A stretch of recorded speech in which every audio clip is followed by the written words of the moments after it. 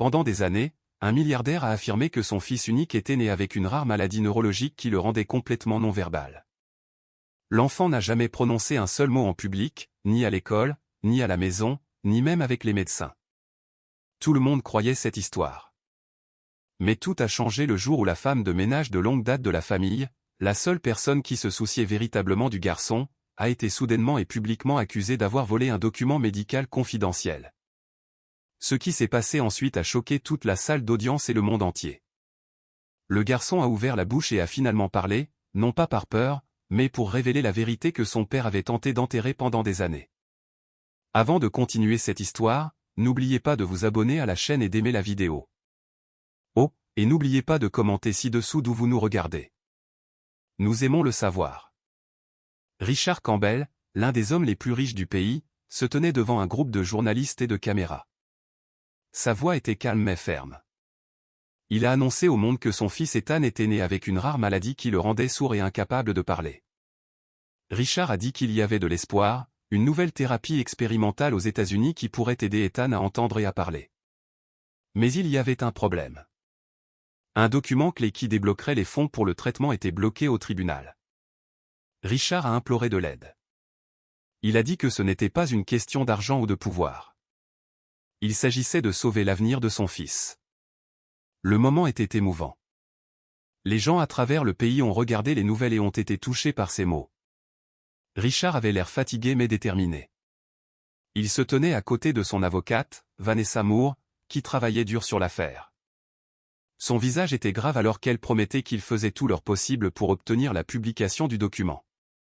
Vanessa Moore, l'avocate de Richard, travaillait sans relâche. Elle a parlé au juge, déposé des requêtes urgentes et contacté des personnes haut placées. Chaque jour, elle faisait face à des obstacles juridiques, mais elle n'a pas abandonné. Elle a expliqué au tribunal que le fonds de recherche, qui disposait de millions de dollars, était destiné exactement au cas comme celui d'Ethan. Mais en raison d'un litige juridique impliquant l'organisation qui contrôlait le fonds, aucun argent ne pouvait être débloqué sans le document confidentiel. Vanessa a fait valoir que ce retard pourrait coûter à Ethan sa chance d'une vie normale. Elle a précisé que le temps était compté. La thérapie n'était disponible que pour une courte période et Ethan devait commencer bientôt. Les journalistes suivaient chacun de ses mouvements. Les chaînes d'information la montraient entrant au tribunal avec des piles de papier, faisant des interviews et parlant avec passion. Les internautes ont commencé à la soutenir et à la qualifier de héroïne. Mais malgré ses efforts considérables, la bataille juridique était plus compliquée que quiconque ne l'avait imaginé. À l'intérieur du grand manoir silencieux de Richard, l'ambiance était très différente. Alors que le monde voyait un père désespéré et une avocate courageuse, quelqu'un d'autre observait tranquillement tout. Grace, la femme de ménage, travaillait pour la famille Campbell depuis de nombreuses années.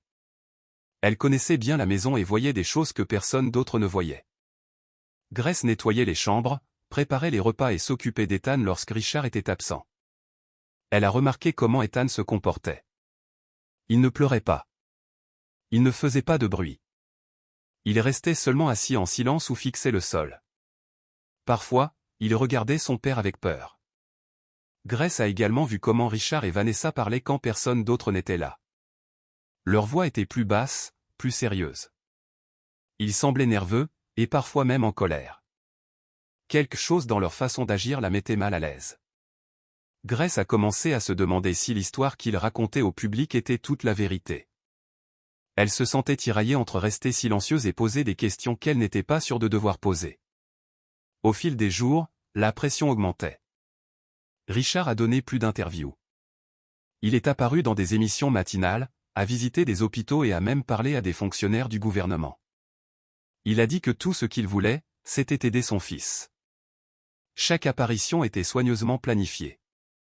Ethan n'a jamais été montré à la caméra, mais Richard l'a toujours mentionné. Il a parlé de la façon dont Ethan souriait quand il était bébé et de la façon dont cette condition lui a enlevé sa voix. Mais Grace, qui passait la plupart de son temps dans la maison, a remarqué des choses qui ne correspondaient pas à ce que Richard disait. Ethan souriait rarement. Il évitait son père et ne semblait calme que lorsque Grace était à proximité. Une fois, Grace a entendu Richard crier au téléphone. Il était en colère et a dit à quelqu'un de s'en tenir au plan. Une autre fois, Vanessa a laissé un dossier sur la table de la cuisine par erreur. Grace a vu des photos à l'intérieur qui n'avaient pas de sens. Ce n'étaient pas des dossiers médicaux. Ils ressemblaient à des contrats et des accords juridiques avec des noms qu'elle ne reconnaissait pas. Malgré le soutien public croissant, le tribunal n'avait toujours pas publié le document. Vanessa a continué à insister, à interjeter appel et à demander des séances d'urgence. Elle a dit que l'affaire ne concernait pas seulement Ethan. Il s'agissait de donner de l'espoir à d'autres familles dans des situations similaires. Ses arguments étaient solides, mais le juge est resté prudent. Trop de questions juridiques entouraient le fond. En privé, Vanessa semblait plus stressée qu'avant. Elle dormait à peine, et quand elle parlait à Richard, ils se disputaient plus souvent. Grace a commencé à se sentir anxieuse. Quelque chose n'allait pas. Elle s'est demandé si le garçon allait vraiment suivre la thérapie ou si autre chose se passait. Elle a pensé à en parler, mais qui la croirait? Elle n'était qu'une femme de ménage. Pourtant, plus elle voyait de choses, plus elle était convaincue qu'Ethan n'était pas le seul en danger. Grace a commencé à prendre des notes de ce qu'elle voyait et entendait, ne sachant pas ce qu'elle en ferait. Une nuit, alors qu'Ethan dormait et que la maison était silencieuse, Grace s'est tenue près du couloir à l'extérieur du bureau de Richard. La porte était légèrement ouverte, et elle pouvait entendre Richard et Vanessa parler. Leur voix était basse, mais elle en a entendu assez. Ils discutaient de combien de temps ils pouvaient faire durer l'histoire et de ce qu'il fallait faire si le document n'était jamais publié. Vanessa a dit qu'ils avaient besoin de plus de temps. Richard a dit que les gens posaient trop de questions. Puis il y a eu une pause. Richard a demandé si Grace avait vu quelque chose. Vanessa a dit qu'elle ne pensait pas, mais qu'il devrait être prudent. Grace s'est éloignée silencieusement, le cœur battant à tout rompre. Elle savait maintenant que quelque chose était caché. Elle n'avait pas toutes les réponses, mais elle était sûre que la vérité était différente de ce qui était montré à la télévision. En retournant dans sa chambre, elle a regardé une fois de plus la porte de la chambre d'Ethan. Le garçon était toujours silencieux. Rien n'avait changé, du moins pas encore.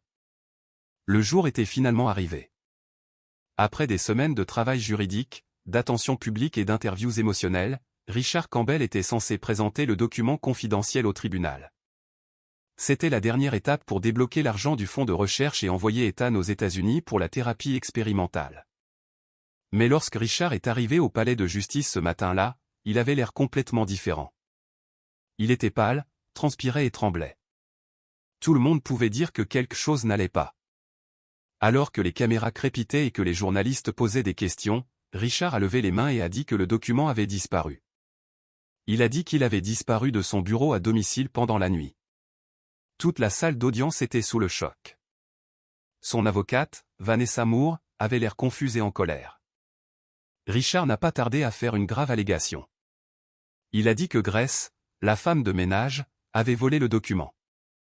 Il a expliqué qu'elle s'était récemment disputée avec Vanessa et qu'elle aurait pu le faire par vengeance. L'accusation a pris tout le monde au dépourvu. Grace a été appelée dans une pièce privée et interrogée par la sécurité.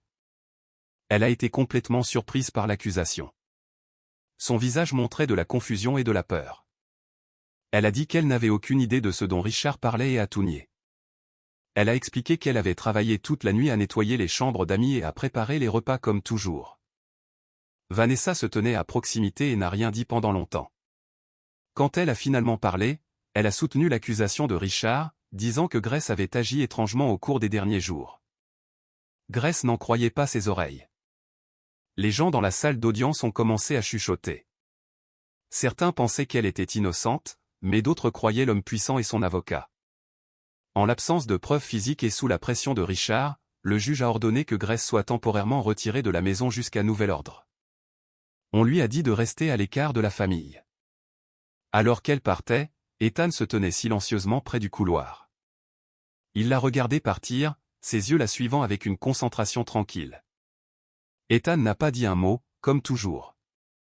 Il se tenait à côté d'une chaise, serrant fort son ours en peluche. Tout le monde pensait qu'il ne comprenait pas ce qui se passait. Richard lui a tapoté l'épaule et a dit aux journalistes qu'Ethan était confus et effrayé et qu'il ferait tout pour le protéger. Mais plus tard, de retour à la maison, Ethan est allé seul dans sa chambre. Il s'est assis sur le sol, toujours silencieux. Après quelques minutes, il a regardé autour de lui avec précaution et a sorti quelque chose de sous son lit. C'était un papier plié qu'il tenait fermement dans ses petites mains. Ses yeux l'ont étudié pendant un moment, puis il l'a placé à l'intérieur d'une boîte de jouets. Il n'a pas parlé. Il n'a pas pleuré. Mais quelque chose dans sa façon de bouger montrait du calme, comme s'il savait exactement ce qu'il faisait. Personne d'autre dans la maison ne l'a vu. En bas, les adultes se disputaient. La police avait été appelée et l'enquête avait officiellement commencé. La police est arrivée plus tard dans l'après-midi. Ils portaient des vêtements civils et ont demandé à voir le bureau où le document avait été vu pour la dernière fois. Richard les a conduits à l'intérieur, expliquant qu'il gardait le papier à l'intérieur d'un tiroir verrouillé. Il a dit que le tiroir avait été retrouvé ouvert ce matin-là et que le document avait disparu. Les policiers ont pris des photos, recherché des empreintes digitales et posé de nombreuses questions. Grace avait déjà été renvoyé, mais ils ont dit qu'ils devraient encore lui parler à nouveau. Vanessa a dit aux policiers que Grace avait agi avec jalousie et colère depuis le début de la bataille juridique et qu'elle avait même fait de petites menaces. Richard a répété que Grace aurait pu le faire pour lui faire du mal ou à Vanessa. La police n'a pas dit grand-chose.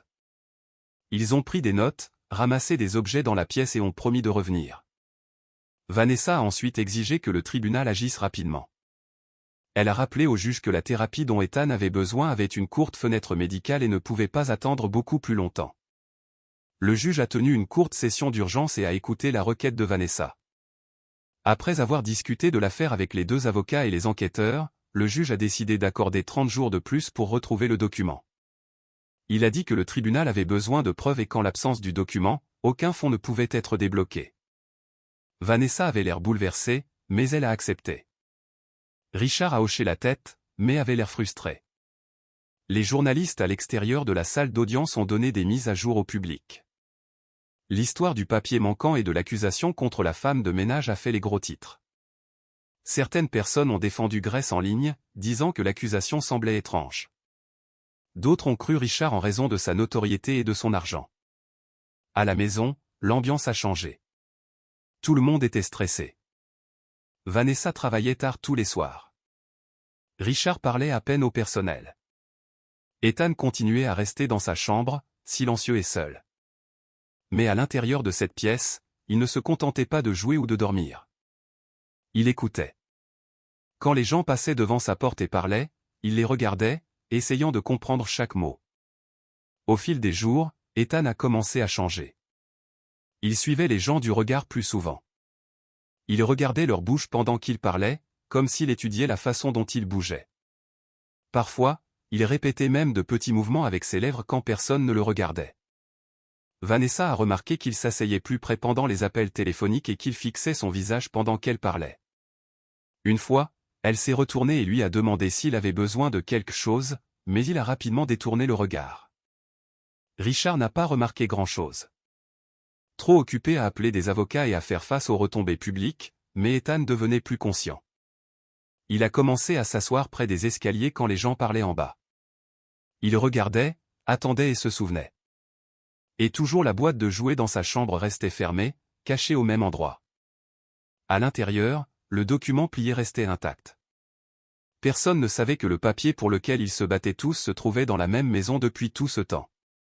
Ethan, silencieux comme toujours, comprenait plus qu'ils ne le pensaient tous. Chaque matin, comme sur des roulettes, Richard entrait dans la chambre d'Ethan portant une petite bouteille brune et une cuillère. Le liquide à l'intérieur sentait l'amertume, et Ethan fronçait toujours les sourcils quand il le voyait. Richard a dit que les gouttes étaient un médicament pour sa condition neurologique. Il a expliqué encore et encore que sans cela, l'état d'Ethan pourrait empirer, que c'était nécessaire pour que son cerveau reste stable. Richard insistait pour le donner lui-même, ne laissant jamais personne d'autre manipuler la bouteille. Même à l'infirmière qui visitait parfois la maison, on lui disait de ne pas s'en mêler. Ethan s'asseyait tranquillement pendant que son père versait les gouttes dans la cuillère. Il ouvrait la bouche et les avalait parce que c'était ce qu'il avait toujours fait, mais quelque chose dans la routine lui semblait étrange. La façon dont Richard tenait la bouteille si fermement, la façon dont il ne laissait jamais personne regarder l'étiquette, tout cela mettait Ethan mal à l'aise. Pourtant, il restait silencieux comme il l'avait toujours été. Grace, à qui on avait ordonné de rester à l'écart de la maison, essayait toujours de joindre Ethan. Elle a envoyé de petits messages par l'intermédiaire d'un voisin lui demandant comment il allait. Elle a même laissé un jouet à la porte un après-midi, mais Richard l'a fait jeter. Il a dit qu'elle n'avait plus le droit de les contacter. Grace s'inquiétait constamment pour Ethan. Elle s'était occupée de lui pendant des années et connaissait ses habitudes mieux que quiconque. Elle sentait que quelque chose n'allait pas, mais n'avait aucune preuve.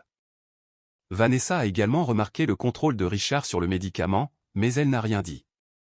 Elle était trop concentrée sur l'affaire judiciaire et le document manquant. Ethan ressentait profondément l'absence de Grace. Sans sa présence, il est devenu plus silencieux et renfermé.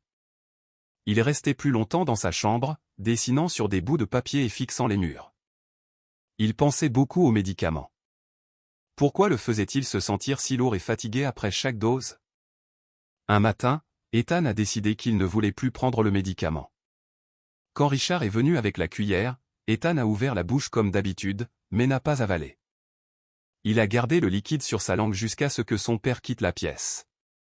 Puis il l'a craché dans un mouchoir et l'a jeté derrière la commode. Il a refait la même chose le lendemain, et le suivant, faisant semblant d'obéir, mais refusant secrètement. Personne n'a rien remarqué. Richard croyait que son fils prenait toujours les gouttes. Ethan a gardé son plan secret. Au fil des jours, il a commencé à se sentir différent. Sa tête se sentait plus légère. Le brouillard constant qui entourait ses pensées a commencé à se dissiper. Il a remarqué de petites choses qu'il n'avait pas vues auparavant. Le tic-tac de l'horloge, le bruit des pas dans le couloir, même le bruit lointain des voitures à l'extérieur. Ces sons étaient faibles mais réels. Ethan ne savait pas ce qui se passait, mais cela le terrifiait et l'excitait en même temps. Il n'en a parlé à personne. Bientôt, les sons faibles sont devenus plus clairs. Ethan pouvait entendre des chuchotements à travers les murs.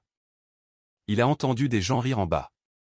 Il a même entendu la voix de Vanessa pendant les appels téléphoniques quand elle pensait qu'il dormait. Au début, il a pensé que c'était une sorte de magie ou de rêve. Il n'avait jamais entendu de son auparavant, du moins pas comme ça. Il est resté immobile pendant de longues minutes, écoutant attentivement, essayant de comprendre. Parfois, les sons le rendaient heureux. D'autres fois, ils lui faisaient peur, surtout quand Richard parlait avec colère au téléphone. Ethan s'est demandé si quelqu'un d'autre était au courant, mais il n'a pas osé dire un mot. Si son père le découvrait, il pourrait être en colère ou lui retirer complètement le médicament. Ethan a commencé à réaliser que les gouttes ne l'avaient peut-être pas du tout aidé. Peut-être l'avait-elle empêché d'entendre. La pensée est restée dans son esprit comme un secret. Il ne savait pas à qui faire confiance pour cela. Les jours ont passé et la confiance d'Ethan dans ses soupçons a grandi. Plus le temps passait sans le médicament, plus son oui devenait forte. Il pouvait maintenant entendre la porte d'entrée s'ouvrir et se fermer. Il pouvait entendre Vanessa taper sur son ordinateur portable. Il a même entendu Richard et Vanessa parler tard dans la nuit de délai judiciaire et de grâce. Les mots n'étaient pas toujours clairs, mais il en comprenait assez pour savoir qu'ils cachaient des choses. Ethan a commencé à ressentir un mélange de peur et de curiosité. Et si sa condition n'était pas quelque chose avec laquelle il était né? Et si elle avait été créée? Il se souvenait comment Grace lui avait dit une fois à voix basse, un jour, tu connaîtras la vérité. Maintenant, il se demandait ce qu'elle avait voulu dire. Il se demandait aussi pourquoi son père était si strict au sujet du médicament. Était-ce vraiment pour sa santé ou pour autre chose? La question devenait de plus en plus importante dans sa tête chaque jour. Ethan n'a parlé à personne de ce qui se passait. Il restait silencieux, faisant semblant que rien n'avait changé, mais à l'intérieur, il était différent. Il avait commencé à observer Richard attentivement chaque fois que la bouteille de médicament apparaissait. Il a remarqué que les mains de son père tremblaient légèrement quand il versait les gouttes. Il a remarqué que Vanessa ne regardait jamais la bouteille directement. Ethan s'est également souvenu du visage inquiet de Grace la dernière fois qu'il l'avait vue. Toutes les pièces ont commencé à s'emboîter dans son jeune esprit. Le médicament ne l'améliorait pas. Il l'avait maintenu dans le même état, peut-être même le rendait malade. L'idée l'effrayait, mais lui donnait aussi un sentiment de contrôle qu'il n'avait jamais ressenti auparavant. Maintenant, il savait qu'il avait un choix. Il pouvait continuer à faire semblant et en apprendre davantage, ou il pouvait le dire à quelqu'un. Pour l'instant, il a choisi le silence, gardant son secret tout en écoutant le monde qu'il commençait enfin à entendre. Chaque nuit, après que la maison se soit calmée et que les lumières se soient éteintes, Ethan écoutait. Au début, il s'agissait de bruits doux, des chaises qui bougeaient, des pas ou le bourdonnement du réfrigérateur, mais maintenant tout était beaucoup plus clair. Les murs du manoir n'étaient pas aussi épais qu'ils n'y paraissaient. Les voix les traversaient, surtout la nuit quand tout le reste était silencieux. Ethan a commencé à entendre des conversations en bas près du bureau de Richard et du salon. Les portes étaient souvent laissées légèrement ouvertes, et le son montait dans le couloir jusqu'à la chambre d'Ethan. Il restait immobile dans son lit, les yeux ouverts, essayant d'attraper chaque mot. C'est devenu sa nouvelle routine. Chaque nuit, après avoir fait semblant de dormir, il s'asseyait tranquillement et attendait les voix. Et elles arrivaient toujours. Richard et Vanessa parlaient tard, pensant qu'Ethan dormait. Ils n'ont jamais su qu'ils pouvaient les entendre. Et lentement, Ethan a commencé non seulement à entendre, mais il a commencé à comprendre ce qu'ils disaient. Au début, les conversations n'avaient pas beaucoup de sens. Ils parlaient d'argent, de réunions au tribunal et de termes juridiques étranges. Mais après plusieurs nuits, Ethan a commencé à relier les mots. Richard a dit une fois quelque chose à propos de fonds enfin débloqués. Une autre nuit, Vanessa a parlé de transfert vers un compte offshore. Les mots le confondaient, mais il pouvait dire que ces choses ne faisaient pas partie de son traitement ou de sa guérison. Il n'était pas là pour l'aider. Quelque chose n'allait pas. Puis, une nuit, il a entendu quelque chose qui l'a profondément effrayé. La voix de Vanessa était calme mais froide. Elle a dit, « Si ce garçon commence à parler, nous perdons tout. » Ethan s'est figé. Il s'est assis dans son lit, tenant ses genoux, le cœur battant à tout rompre. Qu'est-ce que cela voulait dire? Pourquoi leur perte de tout dépendrait-elle de son silence? Il n'a plus bougé pendant longtemps après cela. Il a fixé le mur, respirant doucement. Il a finalement compris que le médicament, le contrôle, les mensonges, tout était lié. Et maintenant, il en savait trop. Ethan n'en a parlé à personne. Il avait encore peur. Si Vanessa et Richard cachaient quelque chose, et qu'ils savaient qu'il écoutait, il pourrait essayer de l'arrêter. Il n'était pas sûr de ce qu'il ferait, mais la pensée de cela l'a maintenu silencieux. Pourtant, il ne pouvait pas faire semblant que rien ne se passait. Il avait besoin de faire quelque chose. Un matin, en nettoyant son coffre à jouets, il a trouvé un vieux flûtiste en plastique. Il était petit, rouge et avait 2 boutons, lire et enregistrer. Il fonctionnait encore. Les piles étaient faibles, mais fonctionnelles. Il l'a testé en s'enregistrant en train de fredonner et en le faisant rejouer. Le son était grésillant mais assez clair. À partir de ce jour, il a gardé le flûtiste caché dans sa chambre. La nuit, il le plaçait près de la porte sous une pile de livres et appuyait sur enregistrer. Puis il attendait. Les voix revenaient, claires et sérieuses, et le flûtiste capturait tout. Ethan écoutait le lendemain encore et encore pour être sûr. Il a appris à être prudent. Chaque matin, il cachait le flûtiste derrière sa commode ou dans le placard. Il a étiqueté les bandes avec des chiffres en utilisant de minuscules autocollants pour que personne ne le remarque. Il a commencé à les collectionner, un chaque nuit. Les bandes se sont remplies de bribes de la vérité. Il a entendu Vanessa dire des choses comme « Nous avons juste besoin de 30 jours de plus, et c'est juste un enfant. » Personne ne le croira. Richard a marmonné une fois « Nous sommes allés trop loin pour nous arrêter maintenant. » Ils n'ont jamais parlé directement de la condition d'Ethan, mais la façon dont ils parlaient indiquait clairement qu'ils avaient besoin qu'il reste silencieux, faible et incapable de parler. Toute la situation ne concernait pas seulement l'argent pour la thérapie. Il s'agissait de contrôle et peut-être même de fraude. Ethan ne comprenait pas tout, mais il en savait assez pour voir que ces 2 adultes cachaient quelque chose de très grave. Pourtant, il ne pouvait pas prendre le risque de le dire à qui que ce soit. Pas encore. Il devait attendre et regarder. Ethan a également commencé à collectionner de petits objets au cas où. Une lampe de poche, des piles supplémentaires, un minuscule carnet et même une copie de la clé de la maison que Grace avait laissée dans un tiroir il y a des mois. Il les gardait tous sous une planche de plancher lâche sous son lit. Il ne savait pas pourquoi il ressentait le besoin de se préparer, mais cela lui donnait un sentiment de contrôle. Pour la première fois de sa vie, il n'était pas complètement impuissant. Pendant la journée, il faisait semblant que rien n'était différent. Il restait silencieux, jouait avec ses jouets et suivait les routines. La nuit, il enregistrait tout. Plus il entendait de choses, plus il réalisait que les adultes responsables de sa vie n'essayaient pas de l'aider. Ils essayaient de l'utiliser. Chaque fois que Vanessa mentionnait le tribunal, ou que Richard chuchotait à propos de ce qui se passe si cela fuit, Ethan en était plus sûr.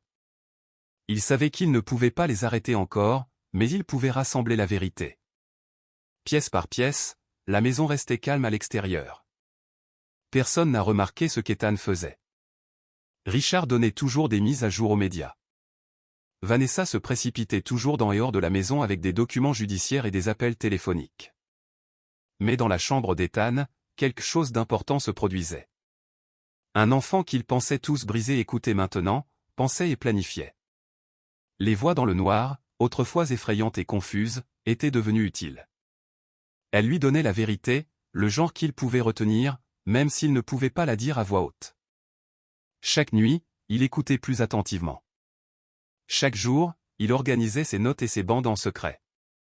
Il ne savait pas quand ni comment, mais il croyait que le moment viendrait où il aurait besoin de ses preuves. Pour l'instant, il devait être patient. Il ne pouvait pas encore parler, mais il pouvait tout entendre. Et au fond de lui, Ethan comprenait clairement une chose. La vérité se rapprochait, et elle était bien plus dangereuse que quiconque ne le réalisait. Le tribunal avait finalement autorisé une visite supervisée. Grace a été autorisée à voir Ethan pendant 30 minutes après avoir été tenue à l'écart pendant plusieurs semaines. Une assistante sociale l'a accompagnée au manoir où Richard et Vanessa sont restés hors de vue. Ethan attendait dans le salon, assis raide sur le canapé. Quand Grace est entrée, son visage a changé. Il n'a pas souri, mais ses yeux se sont illuminés. Elle s'est assise doucement à côté de lui, ne sachant pas comment il réagirait. Après un moment de silence, Ethan s'est penché vers elle. Il a ouvert la bouche lentement et a émis un son. C'était rude et calme, mais c'était un mot. Grace s'est figée. Il a dit « Grace », presque comme un chuchotement. Ses yeux se sont remplis de larmes, mais avant qu'elle ne puisse parler, Ethan a mis un doigt sur ses lèvres. Il ne voulait pas que quelqu'un d'autre entende. Grace a hoché la tête. Quelque chose d'important se passait. Pour la première fois, Ethan choisissait de parler. Il lui faisait confiance. Elle s'est penchée plus près. « Nous allons comprendre cela », a-t-elle dit doucement. Alors que la visite se poursuivait, Ethan a conduit Grace en silence en haut des escaliers jusqu'à sa chambre. L'assistante sociale leur a permis d'avoir de l'intimité puisque le manoir était surveillé. Une fois à l'intérieur, Ethan s'est agenouillé à côté de son lit et a soulevé une planche de plancher lâche. Grace a regardé attentivement, ne sachant pas ce qu'il faisait. De l'espace en dessous, il a retiré une petite boîte en plastique. À l'intérieur, il y avait des piles, des papiers et un flûtiste rouge. Il le lui a tendu. Elle avait l'air confuse, mais Ethan a pointé du doigt le bouton de lecture. Elle l'a pressé. De la statique a rempli l'air, puis des voix. Richard et Vanessa. Les mots n'étaient pas clairs au début, mais au fur et à mesure qu'elle écoutait plus de clips, cela devenait évident. Il y avait des phrases sur l'argent, les mensonges et le fait de maintenir Ethan silencieux. Un enregistrement montrait Vanessa disant « S'il parle, nous perdons tout ». Grace a senti un frisson. Elle a regardé Ethan. Il a hoché la tête lentement, lui montrant plus de bandes. La qualité du son n'était pas parfaite, mais le message était clair. Quelque chose de terrible avait été caché. Grace savait qu'elle ne pouvait pas simplement courir à la police encore. Ces enregistrements étaient importants, mais ils avaient besoin de preuves plus solides. La santé d'Ethan avait toujours été un mystère pour elle. Elle se souvenait comment au fil des ans sa condition ne semblait jamais s'améliorer, peu importe le nombre de médecins impliqués. Elle soupçonnait quelque chose, mais n'avait jamais imaginé que cela pouvait être aussi grave. Elle a contacté un vieil ami, le docteur Léonaret, un homme calme qui avait travaillé avec la famille il y a longtemps. Elle lui faisait confiance. Grace a expliqué la situation sans nommer de nom et a demandé s'il pouvait examiner Ethan discrètement. Il a accepté de les rencontrer dans une clinique à proximité. Après avoir organisé les papiers, quelques jours plus tard, Grace et Ethan ont rencontré le docteur et en secret. Il a effectué un bilan complet, y compris des tests neurologiques, des examens auditifs et des analyses de sang. Ethan est resté calme pendant tout cela. Il n'a pas beaucoup parlé, mais il a bien suivi les instructions. Après le rendez-vous, le docteur a dit qu'il appellerait bientôt avec les résultats. 2 jours plus tard, Grace a répondu au téléphone. Le docteur était à l'autre bout du fil, et son ton était sérieux. Il lui a demandé de s'asseoir. Puis, il a dit quelque chose qu'elle n'oublierait jamais. Ethan n'a jamais été handicapé. Elle n'a pas compris au début. Il l'a répété lentement, expliquant les résultats. L'ouïe d'Ethan était normale. Son cerveau fonctionnait normalement aussi. Le long silence, le manque de parole, le comportement étrange, tout cela avait été causé par autre chose. Puis il a mentionné l'analyse de sang. Les produits chimiques trouvés dans le corps d'Ethan étaient compatibles avec un sédatif fort qui, lorsqu'il est pris régulièrement, peut causer des retards cognitifs et moteurs. Le médicament n'avait été prescrit par aucun médecin officiel. Il avait été donné à Ethan pendant des années, probablement par quelqu'un dans la maison. Le cœur de Grace s'est serré. Quelqu'un avait fait en sorte qu'Ethan paraisse handicapé exprès. Ce n'était pas une erreur. C'était intentionnel. Mais pourquoi quelqu'un ferait-il cela à un enfant? Grace n'a pas dormi cette nuit-là. Elle est restée éveillée à penser à tout. Les bandes, le diagnostic, les mensonges, la fausse thérapie, le comportement étrange de Richard et Vanessa, et le mystérieux document manquant. Tout devait être lié. Grace a maintenant compris que la vérité était plus dangereuse qu'elle ne le pensait. Ethan avait été drogué pendant des années pour le faire paraître malade. Quelqu'un avait gagné quelque chose grâce à ce mensonge. Peut-être de l'argent, peut-être de la sympathie, peut-être du pouvoir. Et ce document, celui que Richard a dit avoir disparu juste avant l'audience, pourrait contenir la réponse. Grace y croyait. Peut-être était-ce un rapport médical ou une preuve de fraude financière. Quoi qu'il en soit, il devait être la pièce manquante. Elle a regardé Ethan, maintenant endormi dans son lit, respirant enfin librement. Il avait tant souffert en silence. Elle ne pouvait pas laisser cela continuer. Elle a doucement repoussé ses cheveux en arrière et a chuchoté, « Je vais trouver la vérité. Peu importe ce qu'il faut. » Elle a noté tout ce qu'elle savait jusqu'à présent. Les noms, les dates, les lieux, même des citations des bandes. Elle a stocké des copies des enregistrements dans différents endroits. Un sur une clé USB, un autre téléchargé dans un dossier sécurisé en ligne. Elle ne voulait prendre aucun risque.